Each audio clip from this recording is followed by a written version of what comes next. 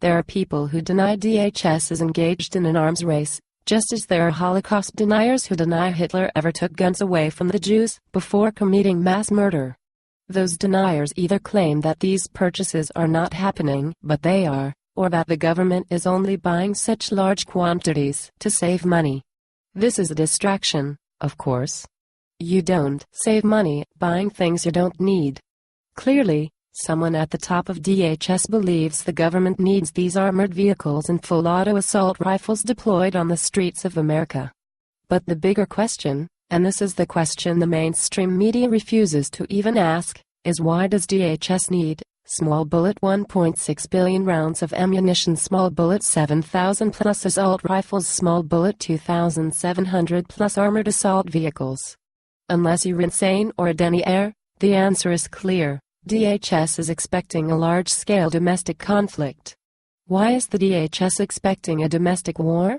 So then, the common-sense question becomes, why is DHS expecting a domestic war? I've asked this question of many of my contacts, and what I keep hearing is that an economic collapse is fast approaching, and DHS is likely going to use all this equipment to try to maintain government power during the chaos and riots that are sure to follow the economic collapse. This equipment will all be needed to maintain order on the streets, I'm told. But that's only one possible scenario, because the DHS doesn't care what you believe. It is stockpiling guns, ammo and armored vehicles for some very real reason. This isn't their imagination, it's hardware. And hardware is rarely accumulated in such large quantities unless it is deemed necessary for some specific purpose. The Department of Homeland Security purchased 1.6 billion rounds of ammunition to be used domestically, inside the USA, and I said this looks like a government agency preparing for war with the American people. I was told, that's crazy. The government would never do that. When the Department of Homeland Security purchased 7,000 full auto assault rifles to be used inside the United States, calling them personal defense weapons that could be used in urban warfare, I was once again told I was crazy for suggesting the government was arming up for war with the American people. Now the Department of Homeland Security has retrofitted 2,717 Navastar defense armored vehicles for service on the streets of America.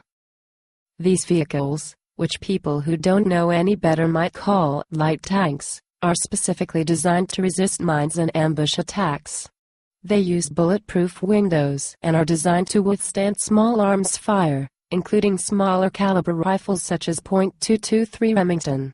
The retrofit was completed in May 2012, and these 2,700 plus armored vehicles are now ready to deploy across the streets of America, reports Modern Survival blog, the primary source for this story. A domestic arms race. Importantly, none of these armaments, billions of bullets, thousands of full auto assault rifles and thousands of armored assault vehicles, are being purchased by the Pentagon for use in wars overseas. Instead, these are being purchased by DHS for use inside the United States. On the streets of America. This is a domestic department of the federal government that is clearly and unambiguously arming for war against the American people.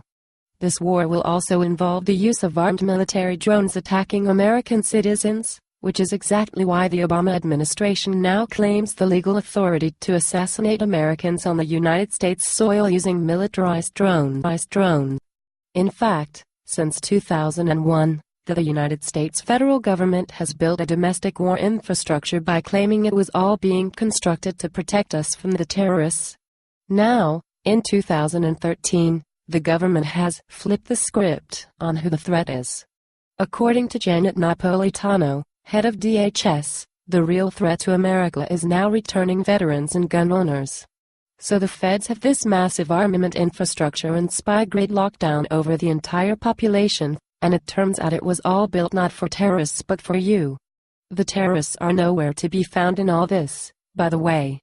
Every single terror plot halted by the FBI is a terror plot that was literally dreamed up, planned and nearly carried out by the FBI. The DHS has caught exactly 0 terrorists trying to sneak through airport security. The war on terror is and always has been a complete hoax. The